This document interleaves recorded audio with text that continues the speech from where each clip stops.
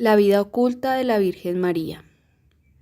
La vida de la Santísima Virgen María según las visiones de la estigmatizada de Dulmen, Beata Ana Catalina Emmerich, capítulo 2.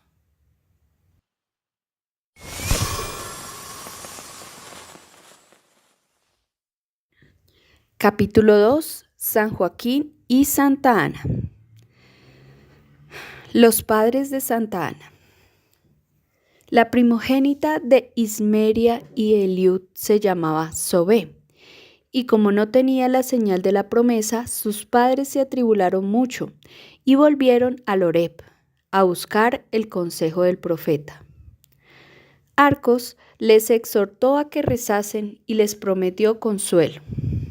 Ismeria permaneció estéril 18 años, y cuando Dios volvió a bendecirla, vi que tuvo una revelación nocturna. Vio que un ángel escribía una letra en la pared junto a su lecho. Pienso que era otra vez aquella M. Ismeria se lo dijo a su marido, pero éste también le había visto, y entonces los dos esposos, completamente despiertos, vieron la señal en la pared. A los 3 meses nació Santa Ana, que al nacer trajo al mundo aquella señal en el estómago. A Ana la llevaron a la escuela del templo cuando tenía 5 años, lo mismo que hicieron más tarde con María. Allí vivió 12 años hasta que a los 17 la devolvieron a casa, donde encontró 2 niños nuevos, una hermanita que había nacido poco después de ella, que se llamaba Mará, y un hijito de su hermana mayor, Zobe, que también se llamaba Eliud.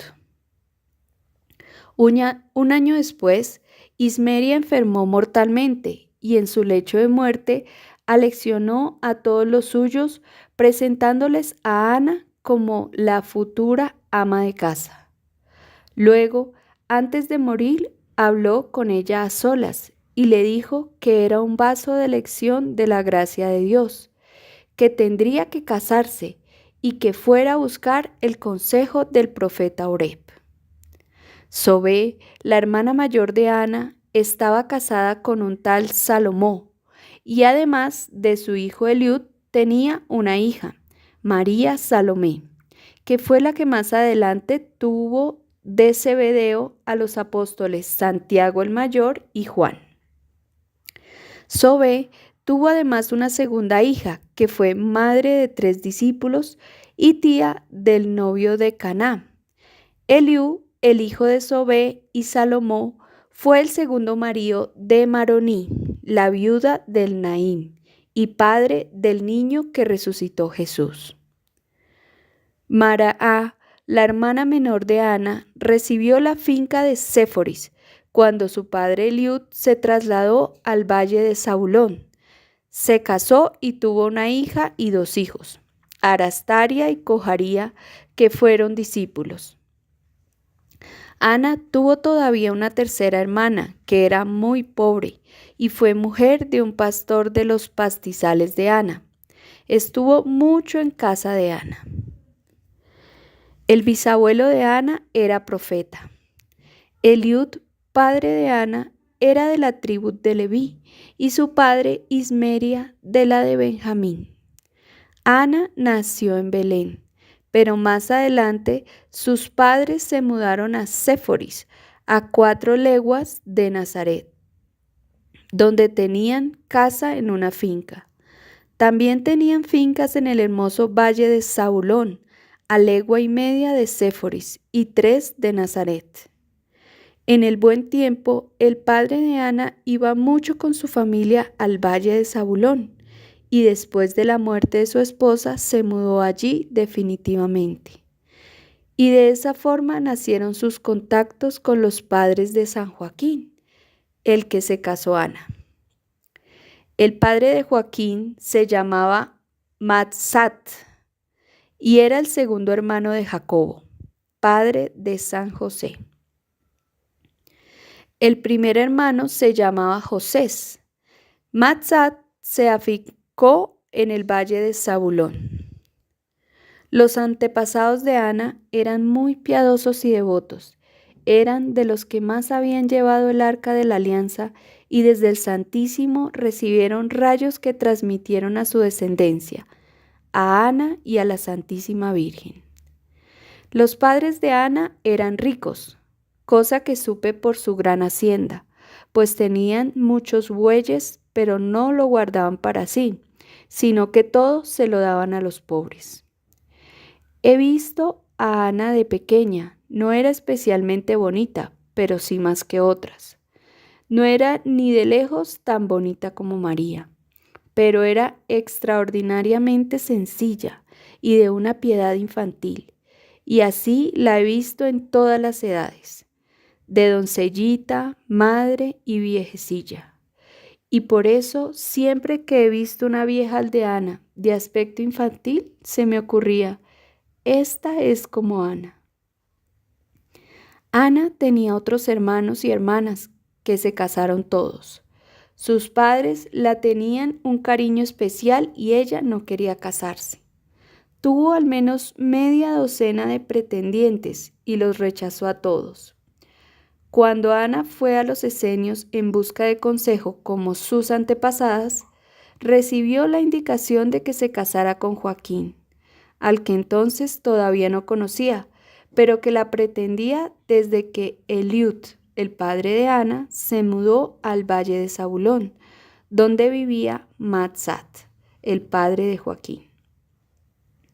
Ana hubiera debido casarse con un levita de la tribu de Aarón, como las demás de su tribu, pero se casó con Joaquín de la tribu de David, pues María debía ser de la tribu de David.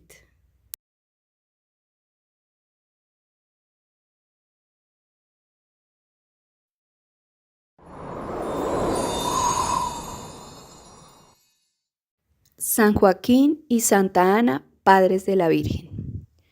Joaquín no era nada guapo. San José, incluso cuando ya no era joven, era en comparación un hombre muy guapo. Joaquín era de figura menuda, ancho y sin embargo delgado. Y cada vez que pienso en él me veo obligada a reírme. Pero era un hombre maravilloso, santo y piadoso, además de pobre. Joaquín estaba emparentado con San José de la siguiente manera. El abuelo de José, que venía de David, antes de Salomón, se llamaba Masán y tuvo un hijo llamado Jacobo y otro Josés. Jacobo fue el padre de José.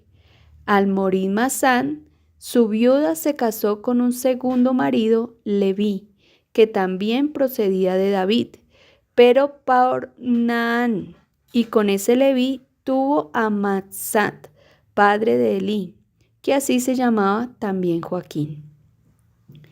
El parentesco entre José y San Joaquín, la viuda de Masán, abuelo de San José, casó en segundas nupcias con Leví, abuelo de San Joaquín. El árbol está deliberadamente incompleto. Rafael Renedo. Los noviazgos eran entonces muy sencillos. Los novios estaban muy cohibidos y tímidos. Hablaban juntos pero sin pensar gran cosa en casarse, como hubieran debido hacer. Si la novia decía que sí, los padres estaban conformes. Y si decía que no y tenía sus razones, también estaban de acuerdo. Formalizaba la cosa con los padres, el compromiso se realizaba en la sinagoga del lugar. El sacerdote rezaba en el sagrario, donde se encontraban los rollos de la ley, y los padres en el lugar habitual, mientras los novios iban juntos a un sitio donde discutían sobre su contrato y sus intenciones. Si se ponían de acuerdo, se lo decían a sus padres, y estos al sacerdote, quien entonces se acercaba y aceptaba la declaración de los novios. Al día siguiente se casaban con toda clase de ceremonias al aire libre. Joaquín y Ana se casaron en un pueblecito donde únicamente había una modesta escuela y solo estuvo presente un sacerdote. Ana tenía entonces unos 19 años. La pareja se fue a vivir con Eliud, el padre de Ana. La casa pertenecía a la ciudad de Séforis, pero estaba a cierta distancia, en medio de un grupo de construcciones de las que era la mayor. Allí vivieron varios años. Ambos tenían una forma de ser poco común. Eran ciertamente muy judíos, pero tenían una gravedad extraordinaria que ni ellos mismos sabían. Rara vez los he visto reírse, aunque al principio de su matrimonio no eran realmente tristes. Tenían un carácter tranquilo y equilibrado y desde sus años jóvenes algo de personas mayores y circunspectas. En mi juventud he visto a veces jóvenes parejas de estas, muy sensatas y ya entonces pensaban siempre, igualitos que Joaquín y Ana. Los padres eran pudientes, tenían muchos rebaños, bonitas alfombras, vajillas y muchos criados y criadas. No los he visto cultivar los campos, pero sí llevar el ganado a pastar. Eran sumamente piadosos, fervorosos, bondadosos, sencillos y rectos. Muchas veces repartían sus rebaños y todos los suyos en 3 partes, y daban al templo 1/3 del ganado que ellos mismos llevaban allí, donde lo recogían los servidores del templo. El segundo tercio lo daban a los pobres o a parientes necesitados, de los cuales la mayoría de las veces algunos estaban allí y se lo llevaban. El último tercio y habitualmente el más pequeño lo guardaban para sí. Vivían muy frugalmente y se volcaban a quien los necesitara. Ya de niña pensaba yo muchas veces que basta con dar, porque quien da vuelve a recibir por partida doble. Al ver que su tercio siempre volvía a aumentar y que pronto estaban otra vez tan bollantes que podían volver a ser las 3 partes. Tenían muchos parientes que en las fiestas se reunían en su casa, pero nunca abrí grandes comilonas. De hecho, los he visto dar de comer a un pobre de vez en cuando en sus vidas, pero nunca vi verdaderos banquetes. Cuando estaban juntos, habitualmente los veía tumbados en corro en el suelo, hablando de Dios muy esperanzados. Muchas veces vi entre sus parientes algunos malvados que contemplaban con amargura y mal humor, que miraban al cielo tan llenos de anhelo en sus conversaciones. Pero ellos querían bien a estos malintencionados, no perdían la oportunidad de invitarlos y les daban doble de todo. Muchas veces vi que estos pedían con malos modos y exigencias lo que la pareja ofrecía con amor. En la familia había pobres a los que muchas veces daban un cordero y a veces más.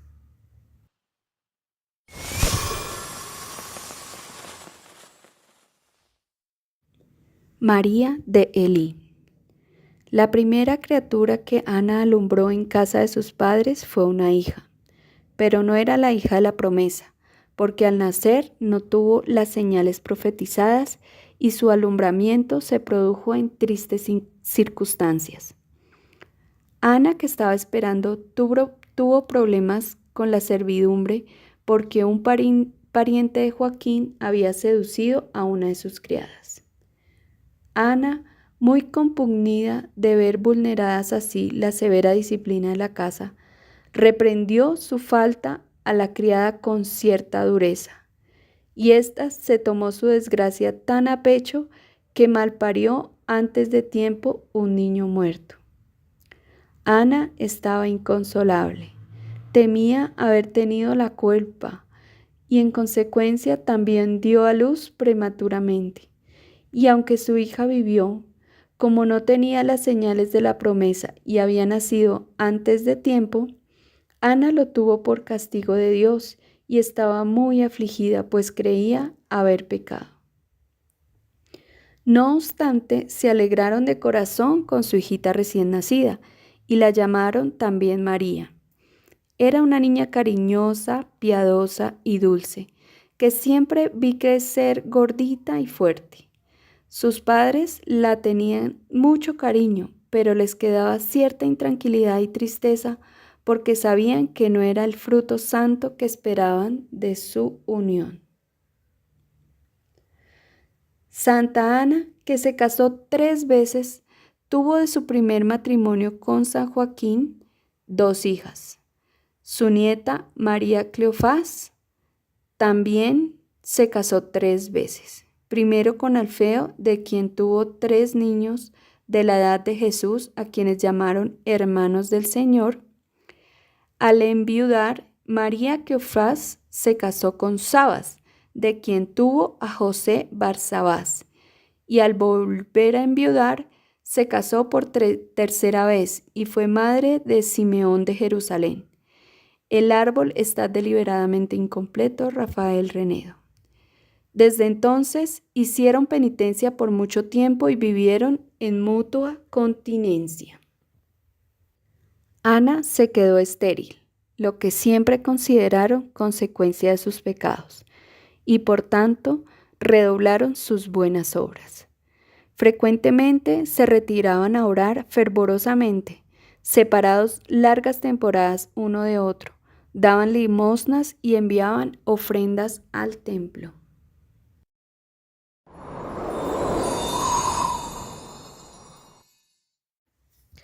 La mudanza. Llevaban viviendo de este modo con su padre Eliud como unos 7 años, que puedo entender por la edad de su hija, de su primera hija. Cuando decidieron separarse de sus padres y trasladarse a vivir a la casa de una finca que los padres de Joaquín le habían dado cerca de Nazaret con el propósito de empezar allí de nuevo su vida matrimonial en la soledad y de conseguir la bendición divina para su unión con un comportamiento más grato a Dios.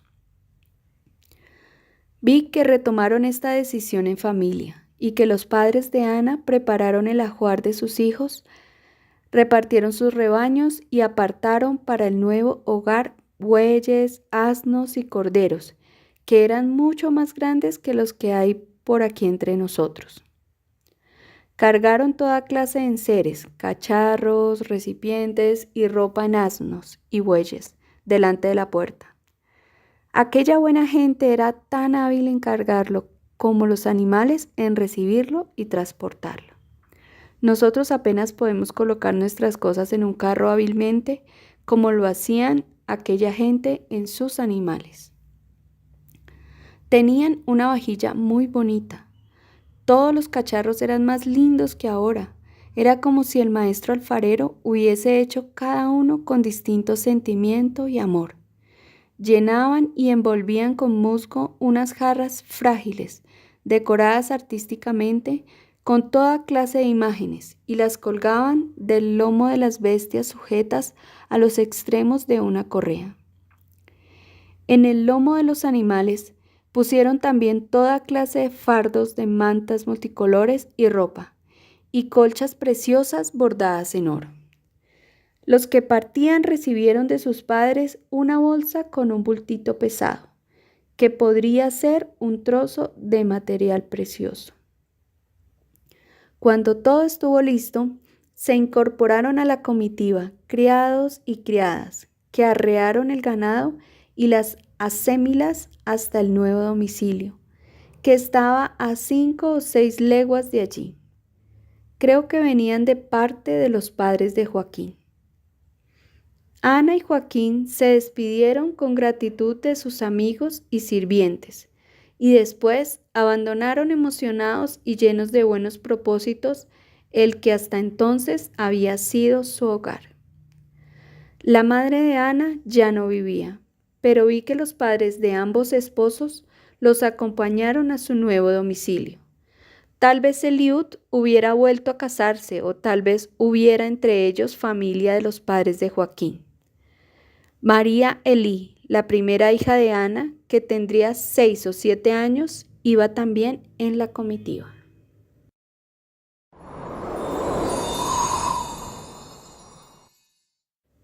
La casa de Nazaret. La nueva vivienda estaba en un sitio muy agradable, una comarca ondulada rodeada de pardos y árboles a hora y media o una hora larga a poniente de Nazaret, en un altozano entre el valle de Nazaret y el de Zabulón. Desde la casa llevaba a Nazaret una caña orlada con una arboleda de terebintos. Delante de la casa había un patio cerrado, cuyo suelo me parecía roca desnuda, rodeado por una valla de piedras o rocas que tenían encima o detrás de ella un seto vivo, de plantas trepadoras. A un lado del patio se encontraban pequeñas edificaciones ligeras para la servidumbre y para guardar toda clase de aperos, así como un cobertizo abierto para albergar el ganado y las bestias. Alrededor de la casa había varios huertos y en uno de ellos, cercano a la casa, había un árbol muy singular cuyas ramas se hundían en tierra, arraigaban y brotaban nuevos árboles que hacían lo mismo, formando un círculo de pérgolas. La casa era bastante grande. En medio estaba la puerta que giraba sobre sus goznes.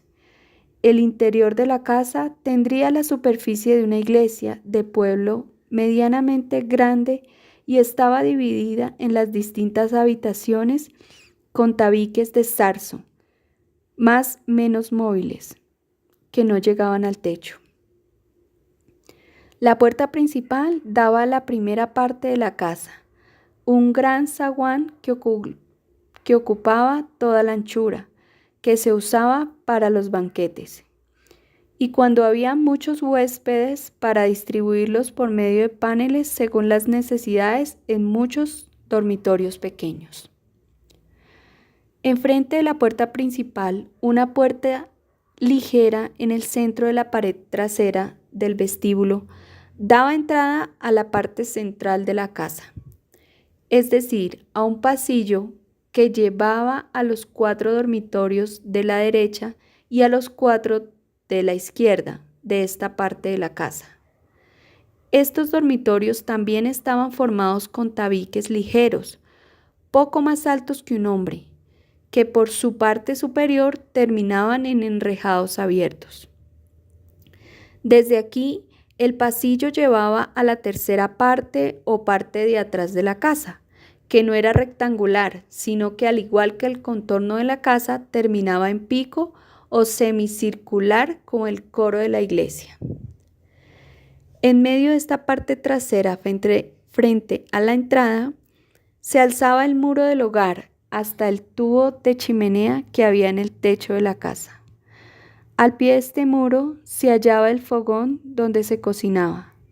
Delante de él colgaba del techo una lámpara de 5 brazos. El espacio que estaba detrás y a ambos lados del hogar estaba dividido con mámparos en varios cuartos más grandes. Detrás del hogar, dispersos tapices formaban las paredes de los dormitorios, el oratorio, el comedor y el cuarto de trabajo de la familia. Detrás del hermoso huerto de frutales de la casa había campos, más allá un bosque y detrás de él una montaña. Los viajeros llegaron juntos a la casa y encontraron todo en su sitio, pues los mayores habían mandado gente por delante para colocarlo todo. Los criados y criadas habían descargado y puesto todo en su sitio tan bien y con tanto orden como cuando lo cargaron, pues eran tan serviciales y trabajaban con tanto sentido y tan silenciosamente que no hacía falta mandarles los detalles como ocurre hoy en día.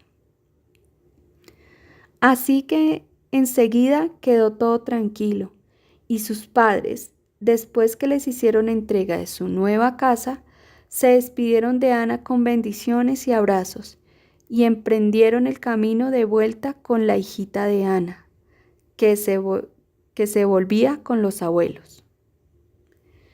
En tales visitas y parecidas ocasiones nunca vi que esta gente celebrara banquetes, sino que muchas veces se tumbaban en círculo en una alfombra, poniendo ante sí unos platillos y jarritas, y casi todo el tiempo hablaban de asuntos de Dios y santas esperanzas.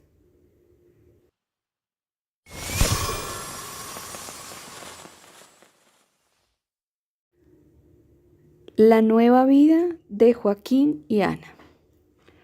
Aquí vi que esta santa pareja empezó una nueva vida. Querían sacrificar a Dios todo el pasado y pensar que estaban juntos por primera vez para esforzarse en implementar con una vida más grata a Dios aquella bendición que era lo único que deseaban fervorosamente para sí. Los vi andar a los dos entre sus rebaños y dividirlos en tercios para distribuirlos entre el templo, los pobres y ellos mismos, como anteriormente dije de sus padres. Hacían llevar al templo la parte mejor y más selecta. Los pobres recibían un buen tercio y la peor parte se la reservaban para sí. Hacían con todo lo suyo. Su casa era bastante amplia y vivían en cuartitos separados donde muchas veces los vi rezar con gran fervor cada uno por su lado. Así vivieron mucho tiempo, daban grandes limosnas y por más veces que los vi repartir sus rebaños y pertenencias, todo volvía a aumentar rápidamente.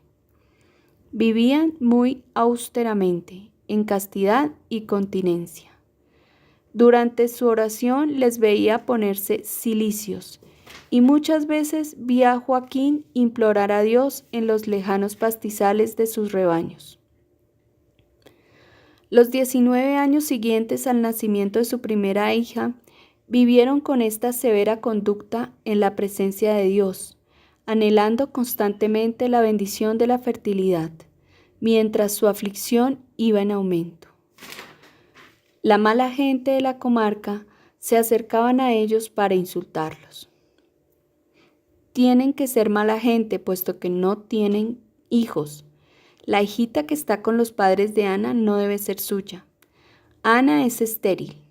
La niña aquella es adoptiva, pues si no, la tendrían con ellos, etc. Estas habladuras todavía deprimían más a aquella buena gente. Ana tenía fe firme y la persuasión íntima de que el advenimiento del Mesías estaba próximo y de que ella misma sería una de sus parientes carnales. Imploraba y clamaba que se consumara la promesa y se esforzaba junto con Joaquín en conseguir continuamente mayor pureza. La entristecía profundamente la afrenta de su esterilidad y apenas podían dejarse ver en la sinagoga sin que la ofendieran. Joaquín, aunque flaco y bajito, era robusto y a menudo lo vi llevar ofrendas de ganado a Jerusalén. Ana tampoco era alta y su figura era muy delicada.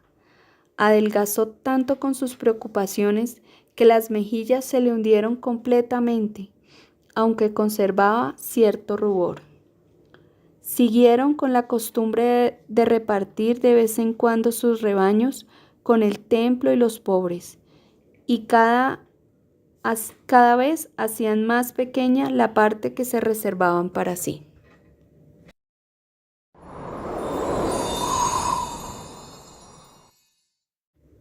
Joaquín, rechazado en el templo, se va con sus rebaños. Después de haber implorado sin éxito tantos años la bendición de Dios para su matrimonio, vi que Joaquín quiso llevar una vez más su ofrenda al templo. Los dos se separaron para hacer penitencia, y una noche los vi ceñidos de cilicios rezando tumbados en el duro suelo. Luego, al romper el alba, Joaquín salió campo a través de los pastizales de su ganado. Ana volvió a quedarse sola y poco después envió unos criados en pos de Joaquín con palomas y otras aves, y toda clase de objetos en jaulas y cestas que Joaquín quería ofrecer al templo. Joaquín tomó 2 asnos de sus pastos y los cargó con estas y otras cestas en las que creo que metió 3 animalitos blancos y alegres de largos cuellos que ya no me acuerdo si eran corderos o cabritillos. Llevaba en un palo un farol que brillaba como una candela dentro de una calabaza. Así le vi llegar con sus criados y bestias de cargar a un bonito campo verde que hay entre Betania y Jerusalén, en el que más adelante vi que Jesús descansó muchas veces. Subieron hacia el templo y dejaron los asnos en el mismo albergue del templo, cerca del mercado del ganado, donde más adelante pararon cuando ofrendaron a María. Al igual que en aquella ocasión, subieron sus ofrendas por la escalera, atravesaron las viviendas de los servidores del templo y entonces, después de entregarles las ofrendas a estos, los criados de Joaquín se volvieron. Joaquín fue entonces al patio donde estaba la alberca donde se lavaban todas las ofrendas y luego siguió por un largo pasillo hasta una sala a la izquierda del lugar donde estaba el altar de los perfumes, la mesa de los panes de proposición y el candelabro de 7 brazos. Allí estaban congregados otros que habían traído ofrendas. A Joaquín le examinaron exhaustivamente y Rubén, un sacerdote, rechazó sus ofrendas y en vez de colocarlas bien visibles con las demás, detrás de la reja, en el lado derecho de la sala, las echó a un lado. Después, delante de todos los presentes, abochornó en voz alta al pobre Joaquín a causa de su esterilidad. No le permitió acercarse y le mandó a un rincón vergonzoso y entre rejas. Joaquín abandonó el templo con la mayor tribulación y pasando por Betania fue en busca de consuelo y consejo a casa de una congregación de senios de la región de Maquerone. En esta casa y antes en aquella otra que estaba cerca de Belén, había vivido el profeta Manahem, quien predijo a Herodes en su juventud que reinaría y cometería grandes crímenes. De allí Joaquín fue al monte Herbón, donde estaban sus rebaños más alejados. Su camino le llevó a través del desierto de Gabdí al otro lado del Jordán. El Hermón es un monte largo y estrecho que tiene la solana cubierta de verdor y llena de esplendos frutales, mientras que el lado opuesto está cubierto de nieve.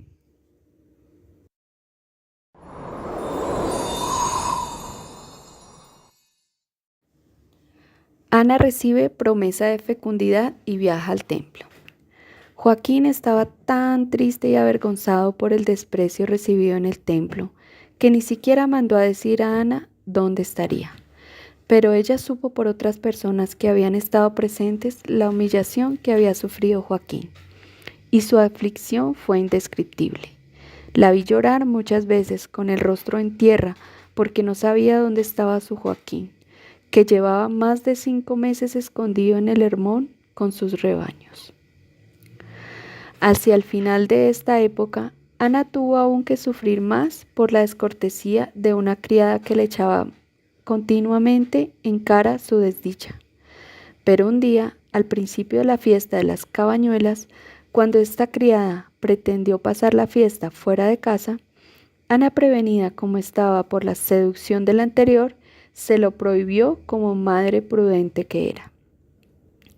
Entonces la criada la echó en su cara su infecundidad y que Joaquín la hubiera abandonado, diciéndola que eran castigos de Dios por su dureza, de un modo tan violento que Ana no quiso aguantarla más tiempo en casa y la envió con regalos a casa de sus padres, acompañada por 2 criados con la explicación de que aceptaran de nuevo a su hija en el mismo estado en que la había recibido, pero que no se sentía en paz de tenerla más tiempo a su custodia. En cuanto despidió a la criada, Ana se fue a su cuarto a rezar tristemente. Al anochecer, se echó un mantón por la cabeza, se envolvió completamente en él y salió con un farol al árbol grande del patio que dije antes, el que formaba una especie de pérgola. Encendió una lámpara que colgaba del árbol en una especie de caja y se puso a rezar leyendo un rollo de pergamino. El árbol era muy grande y tenía dentro asientos y pérgolas. Hundía sus ramas por encima del muro hasta el suelo, donde volvían a arraigar y a rebrotar ramas que de nuevo volvían a colgar y arraigar y rebotar, y así sucesivamente hasta formar toda una serie de pérgolas. Este árbol es de la misma especie que el árbol de la fruta prohibida del paraíso. Sus frutos cuelgan de 5 en 5 de las puntas de las ramas. Tienen forma de peras. Por dentro son carnosos con venas de color sangre y tienen en el medio un hueco a cuyo alrededor están las pipas dentro de la carne. Las hojas son muy grandes y me parece que fueron las que usaron Adán y Eva para cubrirse en el paraíso. Los judíos las usaban sobre todo para adornar las paredes en las fiestas de las cabañuelas, porque poniéndolas como escamas, se ensamblaban muy cómodamente por los bordes. Ana estuvo mucho tiempo clamando a Dios debajo del árbol, que aunque le hubiese cerrado el vientre, no mantuviese lejos a su piadoso compañero Joaquín. Y mira, he aquí que entonces se le apareció un ángel del Señor, que bajó de lo alto del árbol, se le puso delante y la dijo que tranquilizara su corazón, que el Señor había escuchado su corazón, que fuera al templo a la mañana siguiente con 2 criadas y que llevara palomas para la ofrenda. La oración de Joaquín también había sido escuchada y ya iba con su ofrenda de camino al templo. Ella lo encontraría debajo de la puerta dorada. La ofrenda de Joaquín sería aceptada y ambos serían bendecidos. Pronto sabría el nombre de la criatura. El ángel le dijo también que había llevado la misma embajada a su marido y dicho esto, desapareció. Llena de alegría, Ana dio gracias a Dios misericordioso. Volvió a entrar en casa y preparó con las criadas lo necesario para viajar al templo la mañana siguiente. Vi que a continuación rezó y se acostó para dormir. Su lecho consistía en una manta estrecha y un cojín redondo para debajo de la cabeza. Por las mañanas enrollaba la manta. Ana se quitó el vestido exterior, se envolvió de pies a cabeza en una tela ancha y se tendió toda estirada sobre el costado derecho, de cara a la pared de su cuartito, a lo largo de la cual estaba su lecho. Cuando llevaba dormida un ratito, vio descender sobre ella desde arriba un resplandor de luz que se concentró junto a su lecho en forma de joven resplandeciente. Era el ángel del Señor, que le dijo que concebiría una criatura santa. Luego extendió su mano por encima de ella. Escribió en la pared grandes letras numerosas. Era el nombre de María. He conocido el contenido de la frase, palabra por palabra. En resumen, expresaba que ella debía concebir, que su fruto sería único y que la fuente de esa concepción era la bendición que recibió Abraham. La he visto indecisa, pensando en cómo se lo comunicaría a Joaquín, pero se consoló cuando el ángel le reveló la visión de Joaquín. Tuvo entonces la explicación de la concepción inmaculada de María, y supe que en el arca de la alianza había estado oculto el sacramento de la encarnación, la inmaculada concepción, el misterio de la redención de la humanidad caída. ¡Wow! ¡Qué hermosura! Bueno, sigamos. El ángel volvió a desaparecer mientras se disolvía en luz. Ana, que mientras tanto había tenido en el sueño un movimiento de íntima alegría, se incorporó en el lecho semidespierta. rezó fervorosamente y sin darse cuenta bien volvió a dormirse. Pero después de medianoche se despertó contenta como por una intuición interior y vio espantada y contenta lo que estaba escrito en la pared. Eran como grandes letras relucientes, rojas y doradas, aunque no muchas. Las miró compungida y con alegría indescriptible hasta que se apagaron al amanecer. Lo vio todo tan claro y su alegría creció de tal manera que cuando se levantó parecía completamente rejuvenecida. En el instante en que la luz del ángel llevó la gracia a Ana, vi un resplandor bajo su corazón y reconocí en ella a la Madre elegida, el vaso glorioso de la gracia venidera. Solo puedo expresar lo que distinguí en ella diciendo que supe que era una madre bendita, a la que le adornaban una cuna, le vestían su camita o le abrían un tabernáculo para que recibiera y conservara dignamente la santidad. Vi que Ana, abierta a la bendición por gracia de Dios, es indecible la forma maravillosa en que lo supe, pues reconocí en Ana la cuna de la salvación humana y al mismo tiempo un vaso sagrado de la iglesia, del cual se había retirado el cenotafio, y esto también lo supe de forma natural. Y todo este conocimiento era una sola cosa al mismo tiempo, natural y sagrada. Me parece que Ana tenía entonces 43 años. Entonces Ana se levantó, encendió su lámpara, rezó y emprendió viaje a Jerusalén con sus ofrendas. Aunque la aparición del ángel solo la sabía ella, esa mañana todos los de la casa exultaban con maravillosa alegría.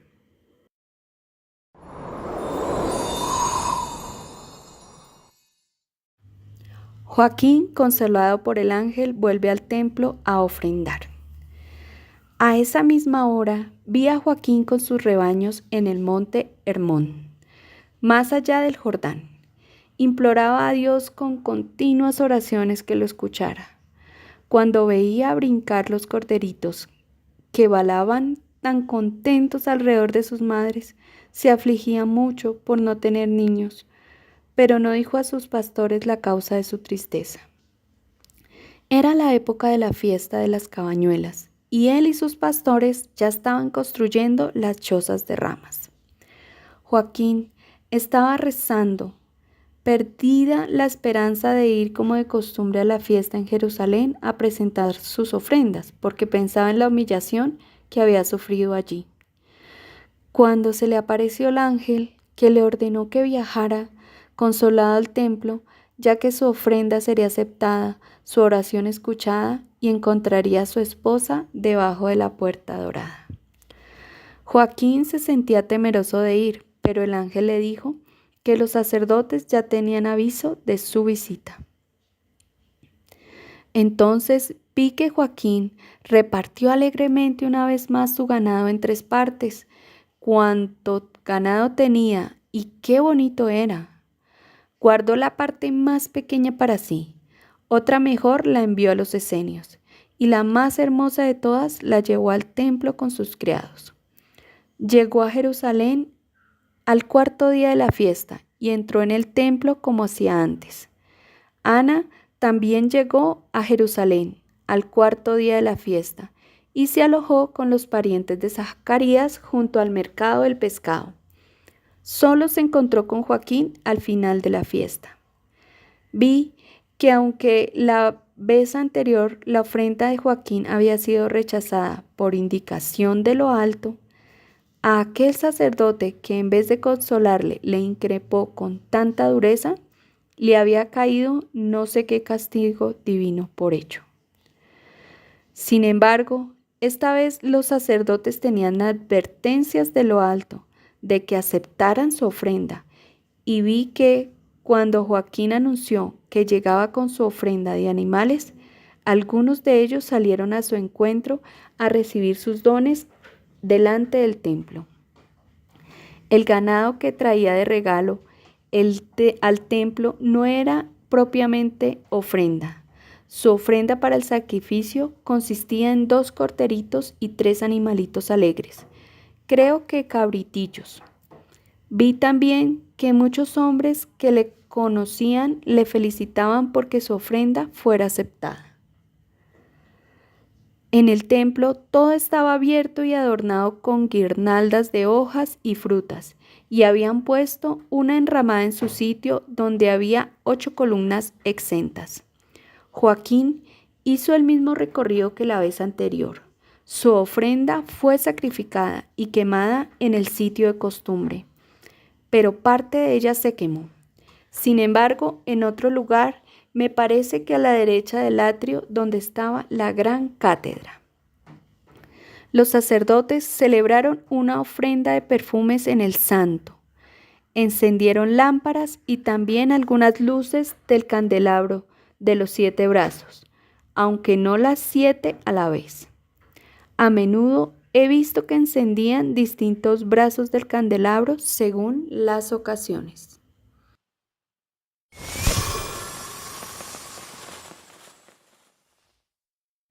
Joaquín en el altar de los perfumes. Cuando se alzó el humo del incienso, vi caer un rayo de luz sobre el sacerdote que estaba sacrificando en el santo, a la vez que sobre Joaquín, que estaba afuera de la sala. Se hizo una pausa en la celebración como causada por el estupor y el conocimiento sobrenatural. 2 sacerdotes salieron como por mandato divino a buscar a Joaquín a la sala y le llevaron por el camino de las cámaras laterales hasta el dorado altar de los perfumes del santo. El sacerdote entonces puso algo en el altar de los perfumes. No me parecieron granos sueltos de incienso, sino más bien una masa compacta que ya no recuerdo en qué consistía. Esta masa se consumía con mucho humo y fragancia encima del dorado altar de los perfumes y delante del velo del Santísimo.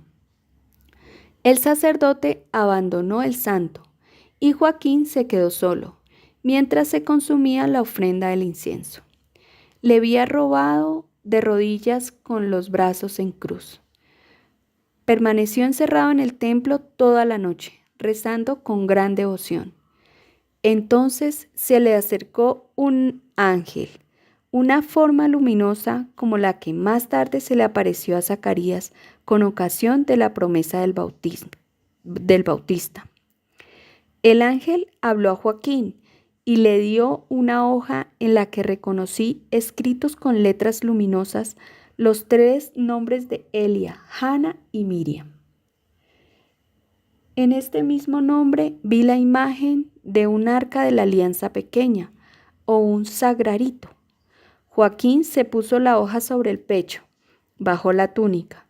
El ángel le dijo que su esterilidad ya no sería para él vergüenza, sino gloria, pues por su medio su esposa concebiría la cumbre de la bendición de Abraham, el fruto inmaculado de la bendición de Dios.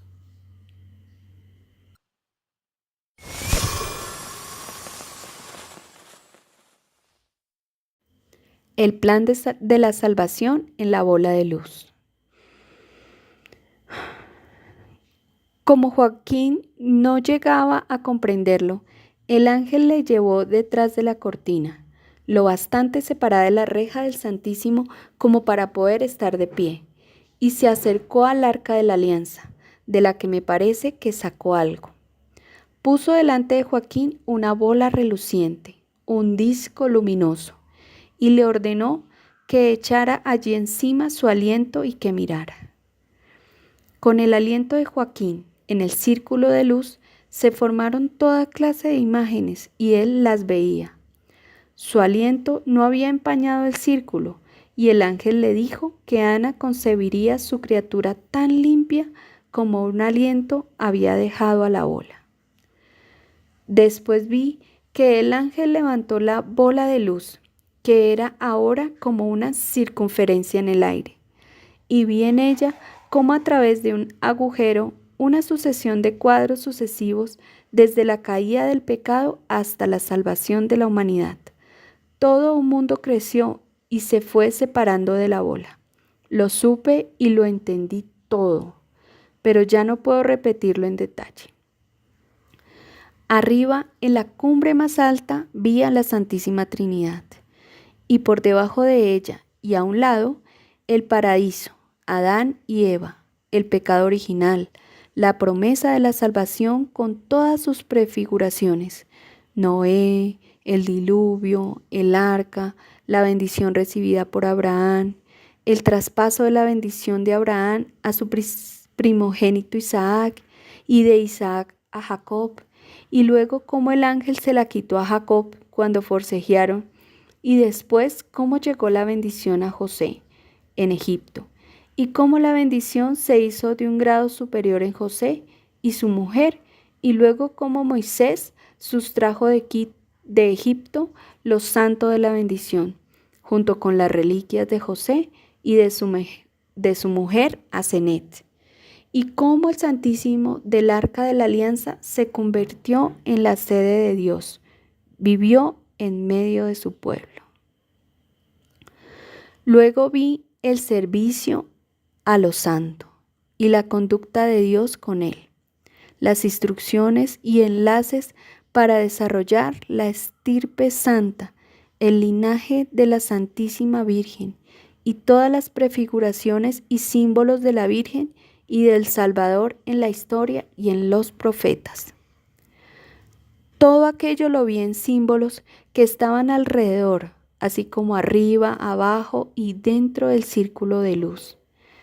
Vi grandes ciudades, torres, palacios, tronos, puertas, jardines, flores, y todo ello maravillosamente unido entre sí como puentes de luz, y combatido y asaltado como bestias feroces y otras apariciones violentas. Todos estos cuadros presentaban cómo el linaje de la Santísima Virgen María, en la que Dios quiso encarnarse y humanarse, fue conducido por la gracia de Dios a través de muchas tentaciones y combates, lo mismo que todos los santos. También me acuerdo de haber visto en cierto punto de esta serie de cuadros un jardín rodeado por todas partes por un espeso seto de zarzas, que en vano intentaban atravesar multitud de serpientes y bichos repulsivos. Vi también una torre firme, asaltada por todas partes por guerreros que se despeñaban desde allá al intentarlo. Vi muchos cuadros de este tipo que se referían a la historia de la Santísima Virgen y de sus antepasados. Los pasos y puentes que lo unían todo significaban la victoria sobre los obstáculos, estorbos e interrupciones de la salvación. Era como si la misericordia de Dios hubiera introducido carne limpia y sangre purísima en la humanidad, como en un turbio torrente, y que sus elementos dispersos tuvieran que reencontrarse con grandes trabajos y fatigas, mientras la corriente entera trataba de incorporárselos y empañarlos. Finalmente, tras mucho enturbiar y purificar, y merced a las incontables gracias de Dios y a las fieles colaboraciones humanas, continuamente vertidas en nuevos torrentes, aquellos elementos dispersos se habían reunido y ahora surgía del torrente como la Virgen Santa, en la que el Verbo se hizo carne y habitó entre nosotros. Entre las imágenes que vi en la bola de luz había muchas que se nombran en la letanía lauretana de la Santísima Virgen, imágenes que siempre veo, entiendo y adoro con profunda devoción cada vez que rezo la letanía. Y las imágenes de la bola siguieron desarrollándose hasta la plenitud de la misericordia de Dios con esta humanidad, sumida en infinita división y dispersión. Y las imágenes de la bola de luz se juntaron con la de Jerusalén celestial, al otro lado a los pies del trono de Dios, enfrente del paraíso. Cuando terminé de ver todos estos cuadros, desapareció la ola de luz, que en realidad no era más que una serie de imágenes dentro de un disco de luz que salían de un punto y volvían a perderse en él. Pienso que todo ello fue el conocimiento que el ángel le reveló a Joaquín en una visión que yo también vi. Siempre que veo una comunicación así, se aparece en un círculo de luz como una ola.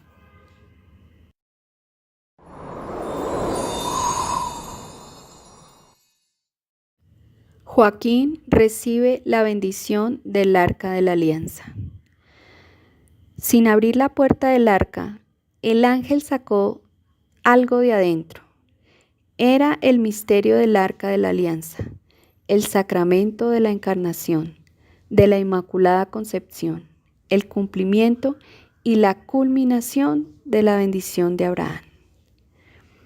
Entonces le vi ungir o signar la frente de Joaquín con las puntas de los dedos índice y pulgar, y le daba a comer un bocado resplandeciente y a beber el líquido luminoso de un vasito resplandeciente que tomó con 2 dedos, que era de la forma del cáliz de la cena, pero sin pie. Me pareció también que con estos alimentos le daba en la boca una espiguita luminosa de trigo y una uvita de luz, y entendí que en lo sucesivo desaparecieron de Joaquín las ganas de pecar y toda impureza. Vi a continuación que el ángel le había hecho partícipe a Joaquín de la más alta cumbre y la flor suprema de aquella bendición que Dios dio a Abraham y que finalmente pasó de José a lo santo del Arca de la Alianza, sede de Dios entre su pueblo. El ángel dio esta bendición a Joaquín, de la misma forma que en otra ocasión me mostraron que Abraham la recibió del ángel, con la única diferencia que para bendecir a Abraham, el ángel sacó la bendición de sí mismo, como de su pecho, mientras que la de Joaquín pareció que la sacaba del Santísimo. Al bendecir a Abraham, fue como si Dios instituyese la gracia de esa bendición y bendijera con ella al padre de su fruto pueblo, para que de él salieran las piedras para construir su templo. Pero cuando Joaquín recibió la bendición, fue como si el ángel retirase lo santo del tabernáculo del templo y se lo pasase a un sacerdote para que formara con ella el vaso sagrado donde habría de encarnarse el Verbo. Esto es inexpresable, porque es el Santísimo, invulnerable, herido en los seres humanos por el pecado original. Desde mi más temprana juventud, al contemplar el Antiguo Testamento, he visto muchas veces el interior del Arca de la Alianza y siempre he sentido que todo aquello era como el interior de una iglesia perfecta, solo que era más seria y temible. No solamente he visto dentro de ella las tablas de la ley como palabra de Dios escrita, sino también la presencia sacramental de Dios vivo, que era al mismo tiempo como la raíz del vino y el trigo, de la carne y sangre de la futura ofrenda de salvación.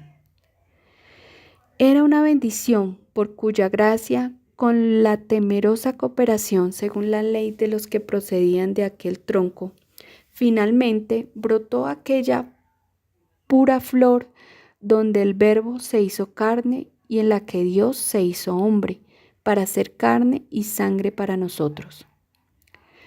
En la nueva alianza, Dios se ha instituido a sí mismo con su humanidad y su divinidad en un sacramento que si no lo gustamos, no tendremos vida eterna.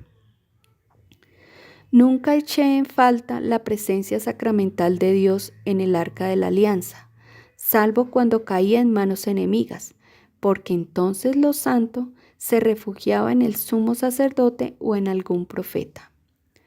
Solo más tarde echaron en falta misterio del arca los sacerdotes del templo. Desde entonces se extraviaron del todo y se volvieron farisaicos.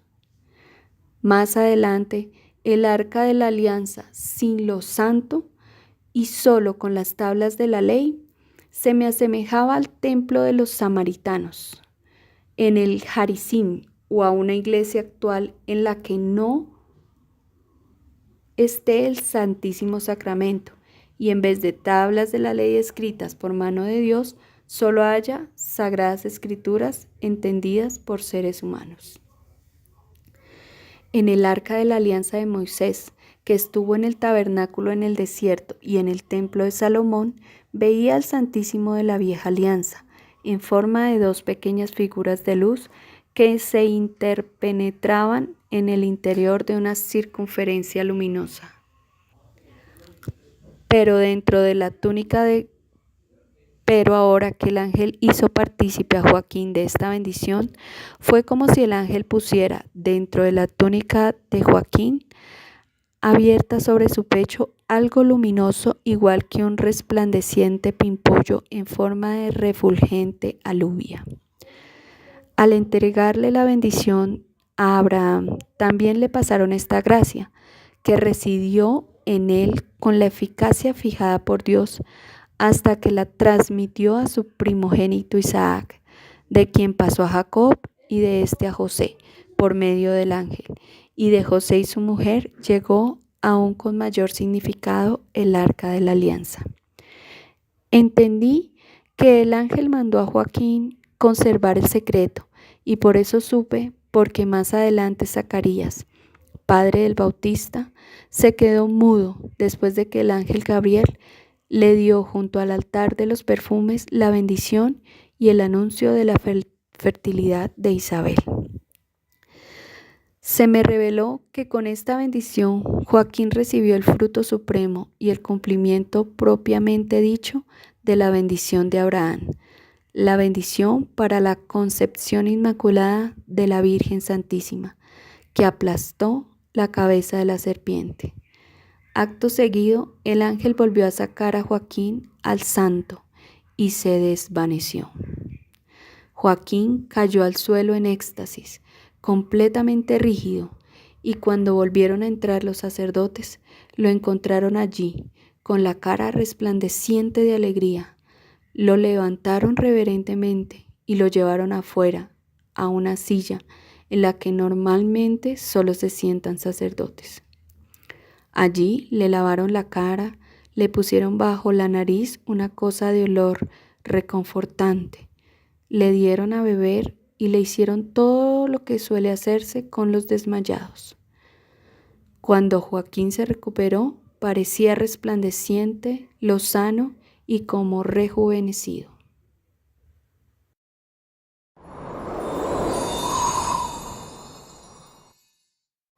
Bueno, espero que hayan disfrutado tanto como yo este hermoso capítulo. Sigue el capítulo de la Inmaculada Concepción. Entonces los invito a que me sigan, a que lo compartan, a que me dejen sus comentarios para saber que lo escucharon. Y nada, pues sigan pendientes a mi canal, suscríbanse y vamos a también a grabar los rosarios, entonces estén muy pendientes. Dios los bendiga y la Santísima Virgen los cubra con su manto. Chao, chao.